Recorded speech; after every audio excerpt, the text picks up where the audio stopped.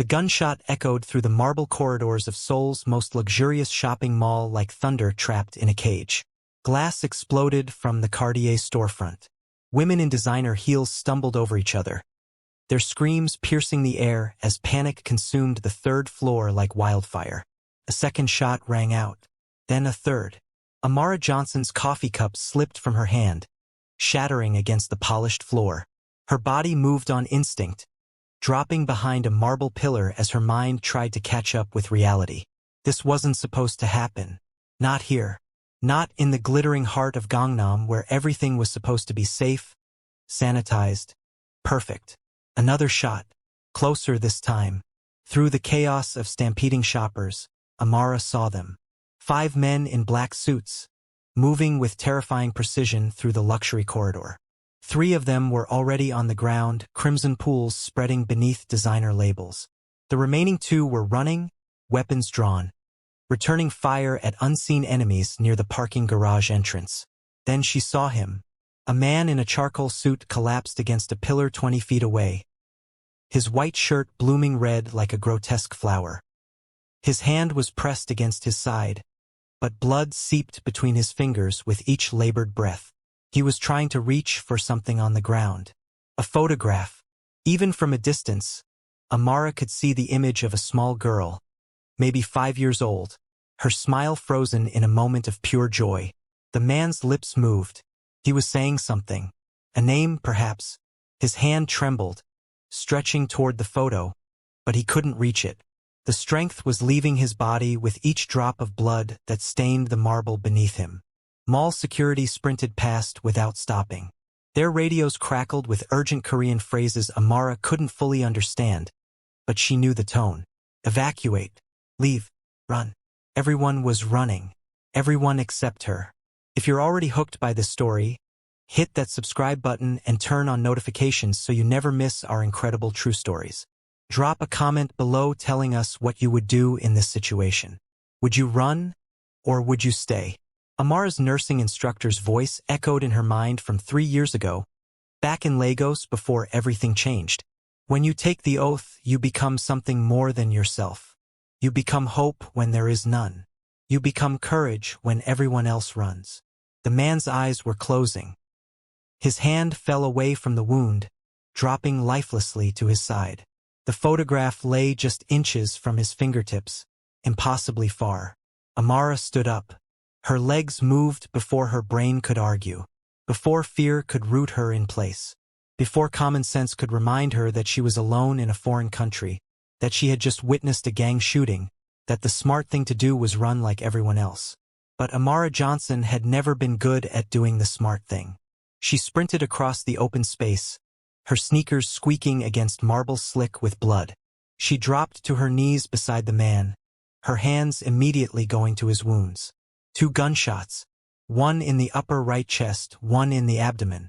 Massive blood loss, shallow breathing, skin cold and clammy. Classic signs of hypovolemic shock. Her training kicked in like muscle memory. Sir, can you hear me? Amara pressed her hoodie against the chest wound, applying pressure. I'm a nurse. Stay with me. Don't close your eyes. The man's eyes flickered open. They were dark, almost black, and even through the haze of pain, they were sharp, intelligent. They focused on her face with an intensity that made her breath catch. He was seeing her, really seeing her. Not the foreign nurse that most Koreans look through like she was invisible. Not the help. Not the outsider. Just her. His lips moved. Run, he whispered in English, the word barely audible. They'll come back. Not without you, Amara shot back, ripping off her jacket to create more bandaging material. I didn't come this far to watch someone die on a mall floor. She checked the chest wound. Through and through. The bullet had exited his back. That was manageable if she could stop the bleeding. The abdominal wound was worse. No exit wound meant the bullet was still inside, possibly fragmenting, definitely causing internal damage she couldn't see or treat without surgery. I need supplies, Amara muttered, looking around frantically.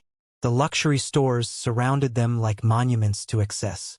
Gucci, Prada, Burberry. She made a decision and ran to the nearest one, grabbing silk scarves worth thousands of dollars from their displays. "What are you doing?" A sales associate screamed from behind the counter where she was hiding. "Saving a life," Amara shouted back. "Send me the bill." She returned to the man, folding the scarves into makeshift pressure bandages.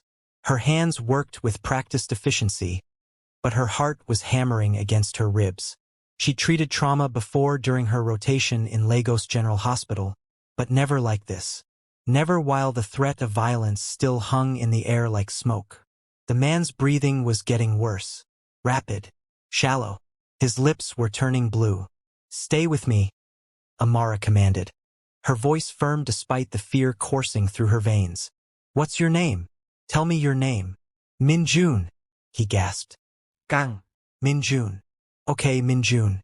I'm Amara, and you're going to be fine, but I need you to fight. Can you do that?" His eyes found hers again.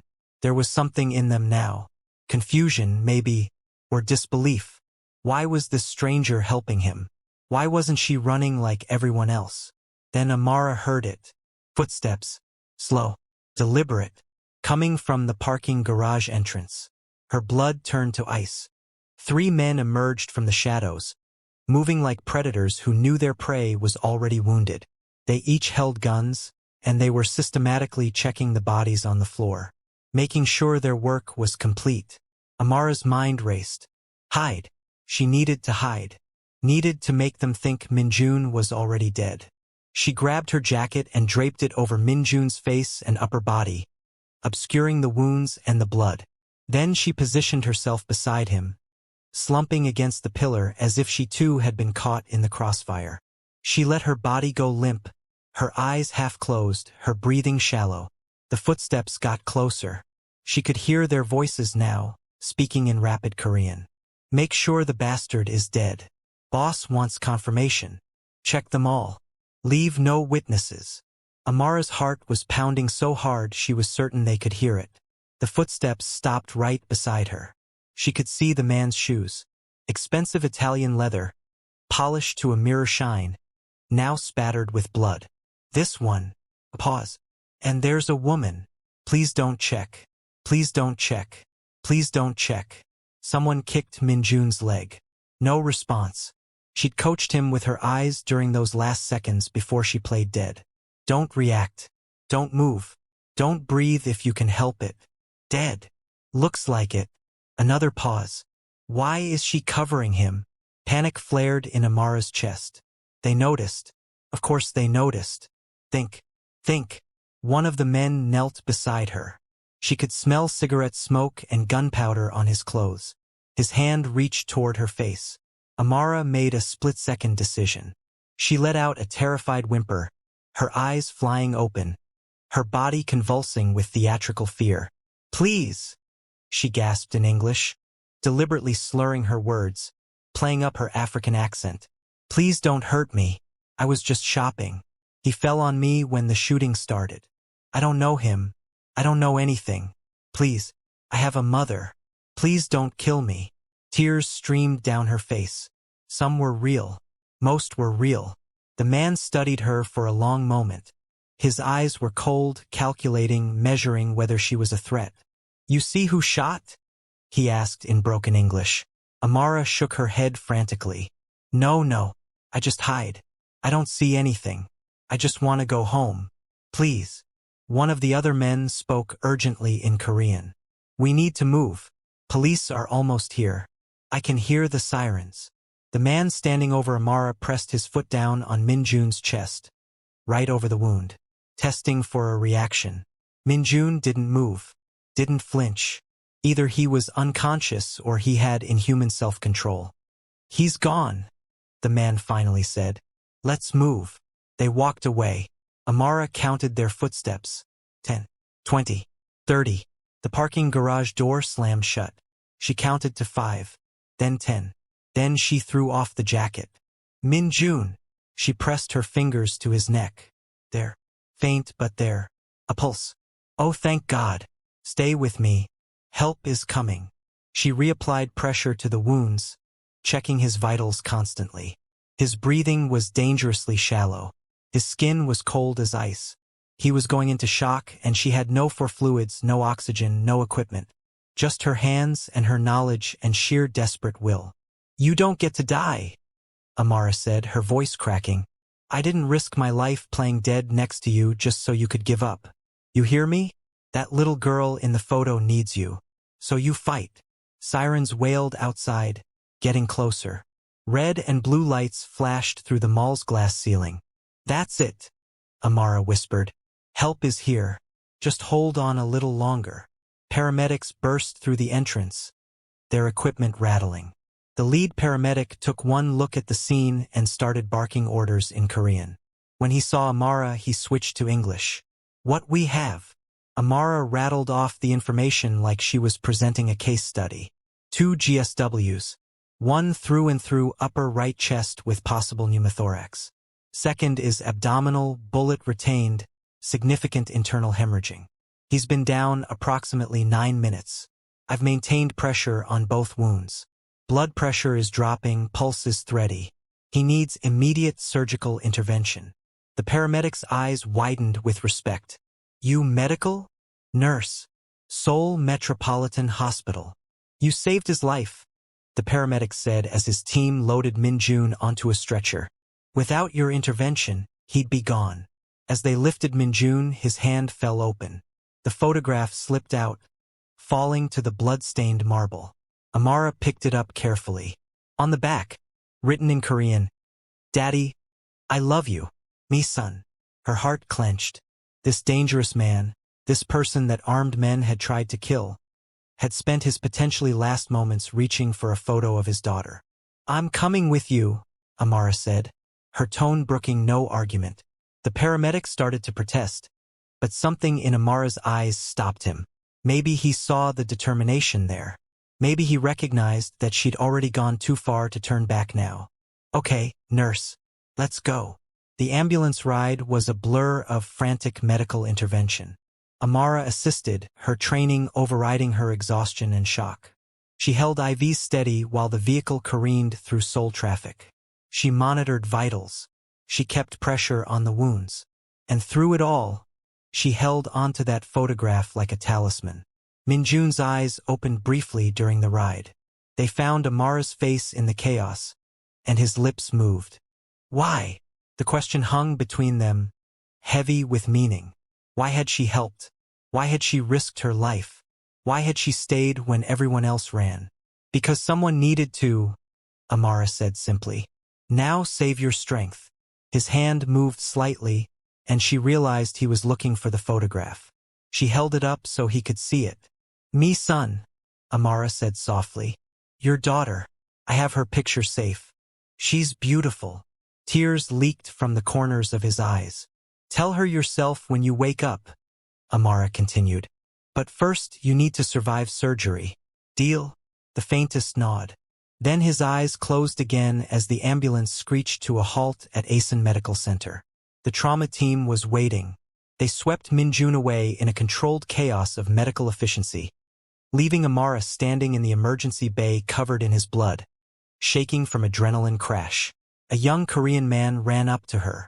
It was Ji-won, the mall employee who had helped her with the elderly man earlier. Was that really just an hour ago? Felt like a lifetime. "Amara." Ji-won wrapped a blanket around her shoulders. "Are you okay? I saw everything on the security cameras. You're insane. You're absolutely insane. Those men could have killed you." "I know," Amara whispered.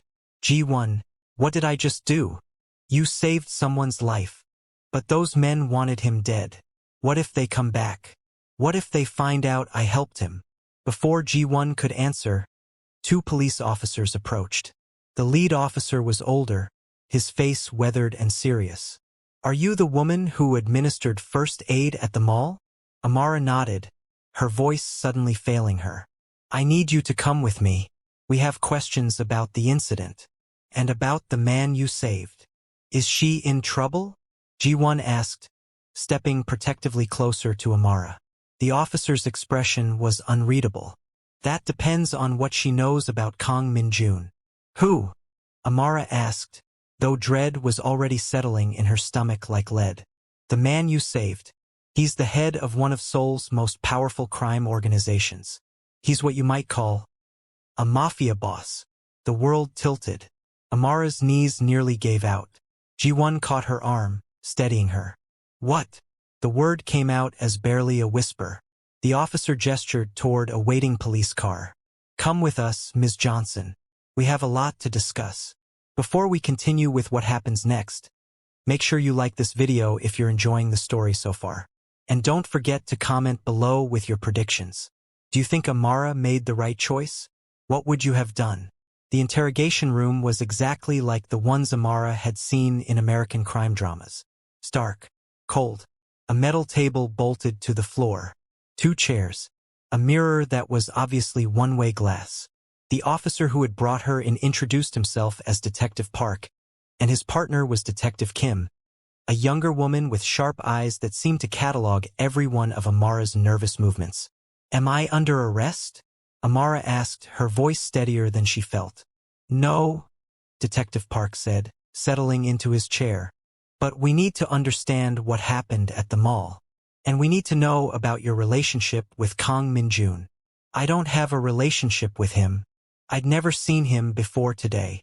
Yet you risked your life to save him. Forgive us for being suspicious.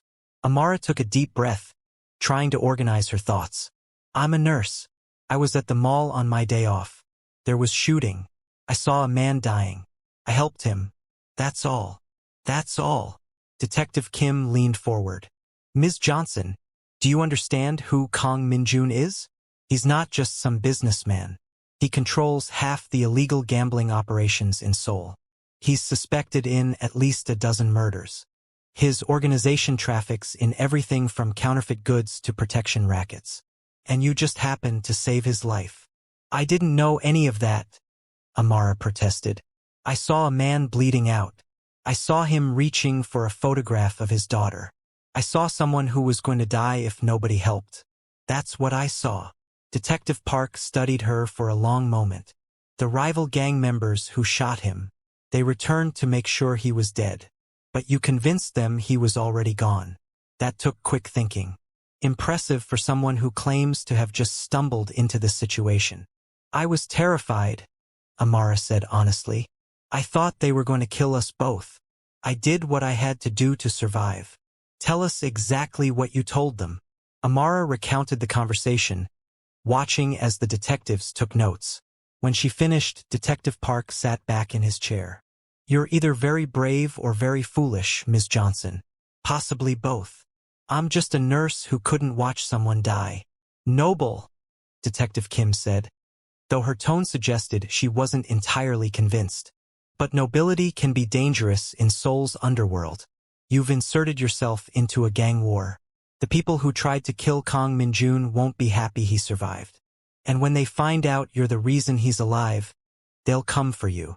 The words hit Amara like a physical blow. What? The mall has security cameras everywhere. Your face is on footage. Multiple witnesses saw you helping him. By now, every gang in Seoul knows there was a foreign nurse who saved Min-jun's life. You're not invisible anymore, Ms. Johnson. You're a target. Amara's hands started shaking. She clasped them together under the table, trying to maintain composure. So what do I do? We can offer you police protection for a few days while things cool down, Detective Park said. But honestly, our resources are limited. And Min-jun's rivals are patient. They can wait weeks, months. Eventually, our protection will end, and you'll be vulnerable. So I'm just supposed to what? Live in fear? Leave Korea. Those would be the smart options, yes. Amara thought about her mother back in Lagos. The medical bills. The treatments that were finally working. If she left Korea, she'd lose her job. Lose her income. Her mother would lose her chance at survival. I can't leave, Amara said quietly. My mother is sick. She's depending on me. The detectives exchanged glances. Detective Kim's expression softened slightly. Then be very careful, Ms. Johnson. And if anyone approaches you, anyone at all who seems connected to what happened today, you call us immediately. Detective Park slid a business card across the table. My direct line. day or night. They let her go 3 hours later. Ji-won was still waiting in the lobby, somehow having convinced the police to let him stay. When Amara emerged, exhausted and emotionally drained, he jumped up and wrapped her in a hug. "I was so worried," he said. "Are you okay?" "I don't know," Amara admitted. "Ji-won, I think I made a terrible mistake. You saved a life. That's never a mistake. Even if that life belongs to a criminal?" Ji-won was quiet for a moment. "My grandmother has a saying. Every person is someone's child, someone's parent, someone's love. Even bad people are human. You saw his humanity. That's not something to regret." Amara wanted to believe him, but as she stepped out into the Seoul night, she couldn't shake the feeling that she'd crossed a line she could never uncross. The next morning, everything fell apart. Amara woke to frantic pounding on her apartment door. It was her landlord, Mr. Choi, his face red with anger. "You need to leave," he said without preamble. "Pack your things. Today." "What? Why?" "Don't play stupid. I saw the news. You're the nurse who helped that gangster.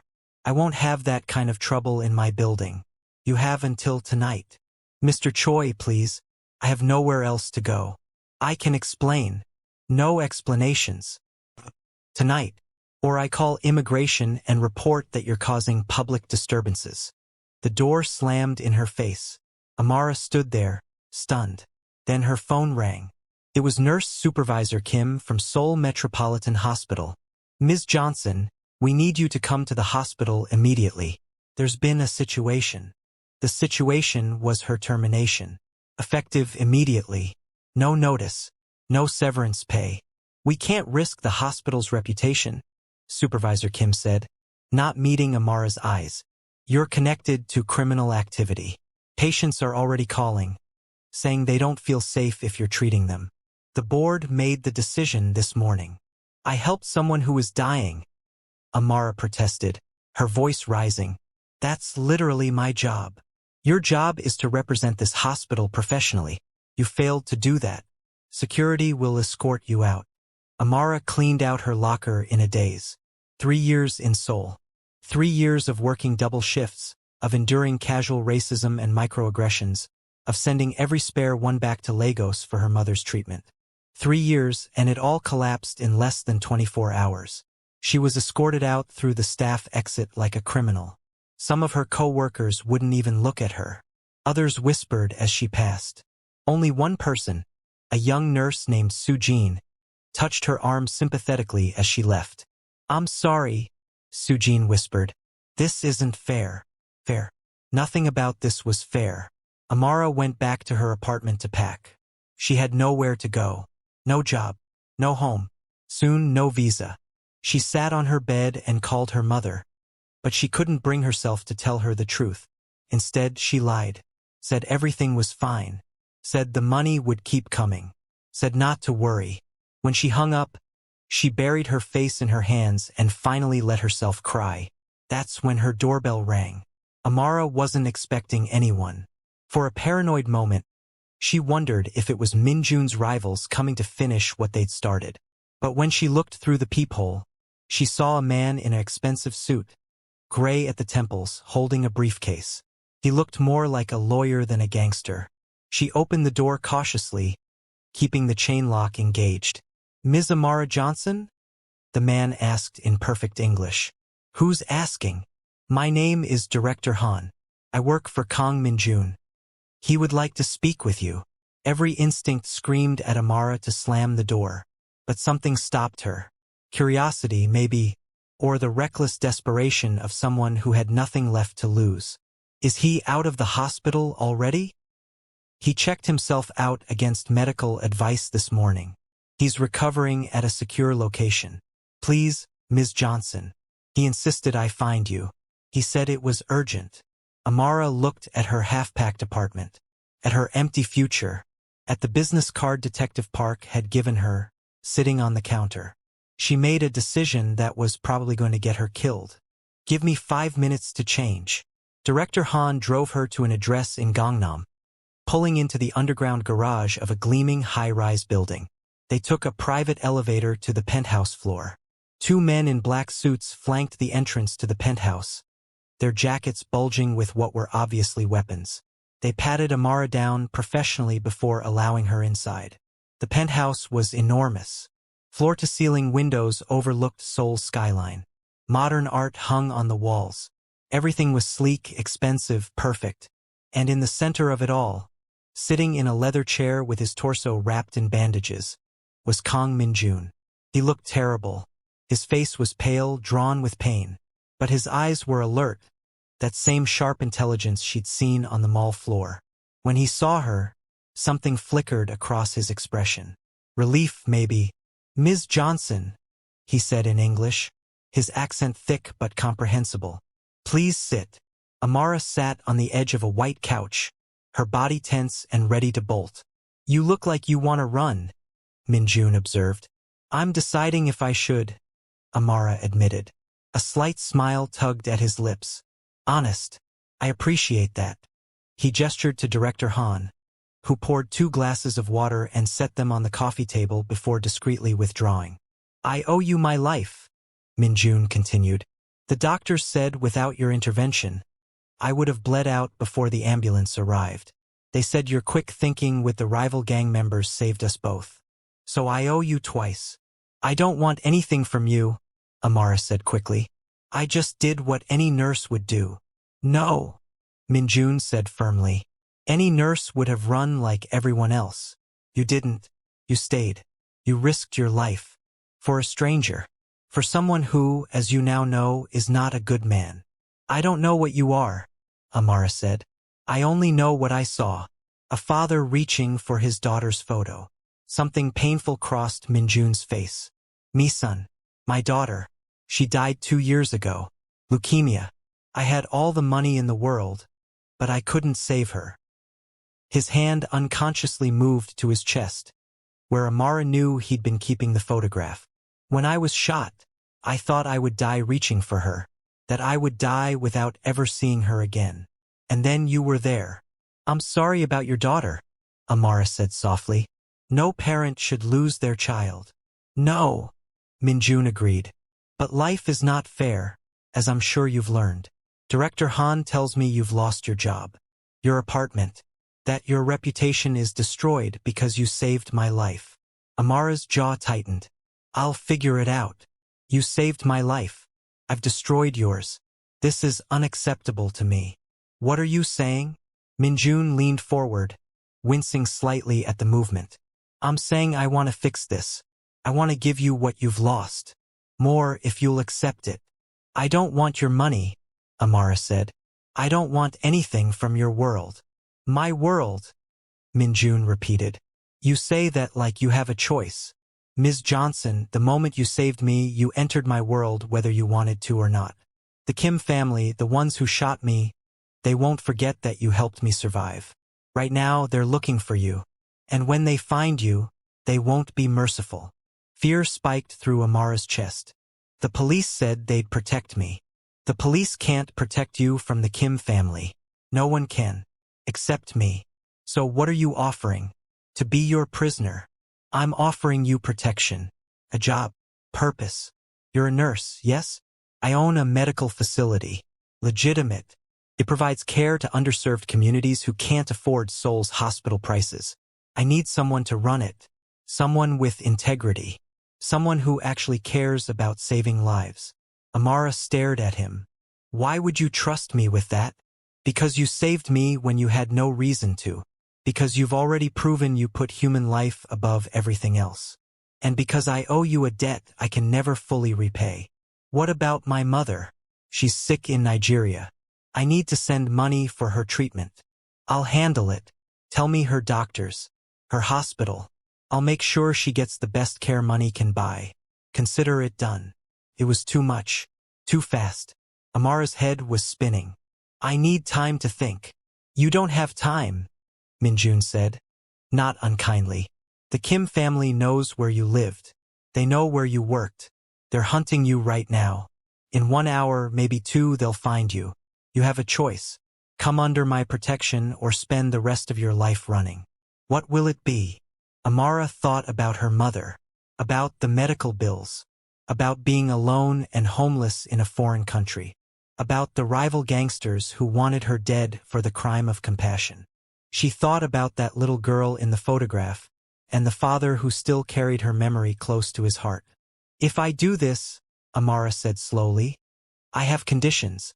I don't participate in anything illegal. I don't cover up crimes. I run the clinic my way, treating anyone who needs help regardless of whether they can pay. And you stay out of my medical decisions." Min-jun studied her for a long moment. Then he extended his hand, wincing at the movement. "Deal." Amara shook his hand, feeling like she was making a pact with the devil, or maybe saving herself the only way she knew how. "One more thing," she added. "What happened to the photograph of Mi-sun?" Min-jun reached into his shirt pocket and pulled out the photograph, now protected in a clear plastic sleeve. The edges were stained with his blood. "I'll carry her with me until I join her," he said quietly. "Thanks to you, that day is not today." We're nearing the end of this incredible story. But first, if you're still watching, you're amazing. Show some love by hitting that like button and subscribing to our channel for more powerful stories like this one. 6 months later, Amara stood in the lobby of the Bright Hope Medical Clinic, watching as patients filled the waiting room. Elderly women who couldn't afford regular hospital bills. Immigrant workers who fell through the cracks of Korea's healthcare system. Children whose parents worked 3 jobs just to keep food on the table. The clinic had become exactly what Min-jun had promised. A legitimate operation providing quality healthcare to people who desperately needed it. Amara had hired a staff of nurses and doctors who shared her vision. Together, they were making a real difference. Her mother's cancer was in remission. The treatments Min-jun had arranged had worked. Every week, Amara video called home and saw her mother looking stronger, healthier, happy. The price of all this was complicated. Amara lived in a secure apartment building owned by Min-jun's organization. Bodyguards accompanied her everywhere, subtle but present. She existed in a strange limbo between the legitimate world and the criminal underworld, protected by the latter so she could serve the former. And Min-jun himself had become something unexpected. Not quite a friend. Definitely not a boss in the traditional sense. More like a complicated ally who respected her boundaries and never asked her to compromise her principles. He visited the clinic sometimes, usually late at night when fewer people would recognize him. He'd sit quietly in her office while she completed paperwork, and they'd talk. About medicine, about loss, about the daughter he'd never stopped mourning and the mother Amara had almost lost. "You're changing," Amara told him one night. "I see it. Less violence. More legitimate businesses." "You shamed me," Min-jun admitted. "You risked everything for a stranger. Meanwhile, I've spent my life taking from others. It makes a man think." "Good. Keep thinking. Maybe one day you'll be someone Mi-sun would be proud of." It was a bold thing to say. 6 months ago, such words might have gotten her killed. But now, Min-jun just nodded slowly. "I hope so. She deserved a better father than the one I was." Then become that father. It's not too late to change your legacy. As Amara locked up the clinic that night, her bodyguard waiting by the car, she thought about the choice she'd made on that mall floor. About the gunshots and the blood and the dying man reaching for his daughter's photograph. She'd risked everything to save him. In return, he'd given her a purpose bigger than survival. He'd given her the means to help hundreds of people who had nowhere else to turn. Was it a perfect situation? No. She was still connected to a criminal, still living under the protection of a dangerous man, still existing in moral gray areas that would have horrified her younger self. But she was also alive. Her mother was alive. And every day, people came through the clinic doors who left healthier than when they arrived. Maybe that was enough. Maybe redemption wasn't a destination but a direction. Maybe she'd saved more than just Min-jun's life that day at the mall. Maybe she'd saved her own. 3 days later, Amara was treating a child with pneumonia when Director Han appeared in the clinic doorway. His face was grave. "Ms. Johnson, there's a situation. The Kim family has made a move. They've targeted one of our legitimate businesses, trying to draw Mr. Kang out. He's planning to respond personally. Amara set down her stethoscope. How badly is he planning to respond? Very badly, unless someone talks sense into him. Why are you telling me this? Because in 6 months, you're the only person whose opinion he actually considers. He respects you. Maybe you can stop him from starting a war that will get dozens of people killed. Amara found Min-jun in his penthouse, surrounded by maps and photographs, planning what was clearly going to be a violent operation. His lieutenants stood around the table, but when Amara entered, he dismissed them with a gesture. You shouldn't be here, he said. Neither should you, Amara countered. Planning a massacre? Really? Is this who you want to be? They attacked my business. Killed 3 of my people. I can't let that stand. Why not? Walk away. Sell everything. Take your money and leave. You don't have to be this person anymore. You don't understand this world. If I show weakness, I'm dead within a week. Then die as someone Mi-sun could be proud of instead of living as someone she'd be ashamed of. The words hit him like a physical blow. His face went pale. That's not fair. None of this is fair, Amara said. But you have a choice. You always have a choice. I chose to save you instead of running. You can choose to stop the cycle of violence instead of perpetuating it. Min-jun stared at the maps for a long time. Then, slowly, he swept them off the table. Get Director Han, he said quietly. Tell him to arrange a meeting with the Kim family. We're going to negotiate. Are you serious? You saved my life once. Maybe it's time I actually started living it instead of just surviving. The negotiation took weeks. It was tense, dangerous, and nearly fell apart a dozen times. But eventually, Min-jun and the Kim family reached an accord. Territory was redistributed. Reparations were made. The threat of all-out war dissipated like morning fog. It wasn't perfect peace. It was compromise, but it was better than bloodshed. And through it all, Min-jun started the slow, painful process of transitioning his empire toward legitimate business.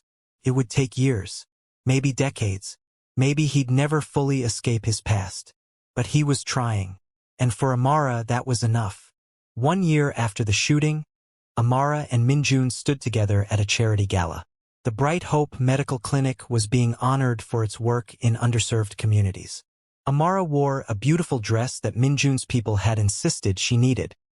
He stood beside her in an impeccable tuxedo, the scar from his gunshot wound hidden beneath expensive fabric.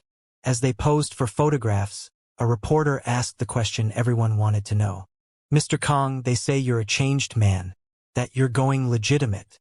What inspired this transformation? Min-jun looked at Amara. She gave him the slightest nod. A year ago, I was dying on a mall floor, he said. A stranger saved my life. She didn't know who I was, didn't care what I'd done. She just saw someone who needed help. That kind of compassion is rare in my world. It made me want to deserve the second chance she gave me. Later, as they stood on the balcony overlooking Seoul's glittering skyline, Min-jun pulled out the photograph of Mi-sun. I think she would have liked you, he said softly. I think I would have liked her too. Thank you, Amara, for everything, for saving my life, for giving me a reason to change it. Amara looked out at the city that had once felt so foreign and hostile. Now it was home. Complicated, imperfect, but home. You saved mine too, she said. Maybe that makes us even. Nothing could make us even. I owe you everything. Then keep being better. Keep choosing compassion over violence. Keep honoring Mi-sun's memory. That's all the payment I need. Min-jun nodded, carefully returning the photograph to his pocket, right over his heart where it always stayed. Below them, Seoul pulsed with life. Millions of people, each with their own stories, their own choices, their own moments where they decided who they wanted to be. Amara Johnson had made her choice on a blood-stained mall floor. She'd chosen compassion over self-preservation, courage over common sense, human life over personal safety, and in return she'd found her purpose, her home, her place in a city that had once seemed determined to reject her. Sometimes the right choice is the dangerous one. Sometimes saving a life means risking your own. Sometimes the person you save ends up saving you right back. That's what Amara learned the day she risked everything to save a dying mafia boss in a mall. And she'd make the same choice again in a heartbeat. If this story moved you, don't forget to subscribe to our channel, hit that like button, and share this video with someone who needs to hear this message of courage and compassion. Drop a comment below telling us about a time you chose to help someone even when it was difficult or dangerous. Your story might inspire someone else. Until next time, remember, every person deserves dignity, every life has value, and sometimes the most dangerous choice is also the most human one.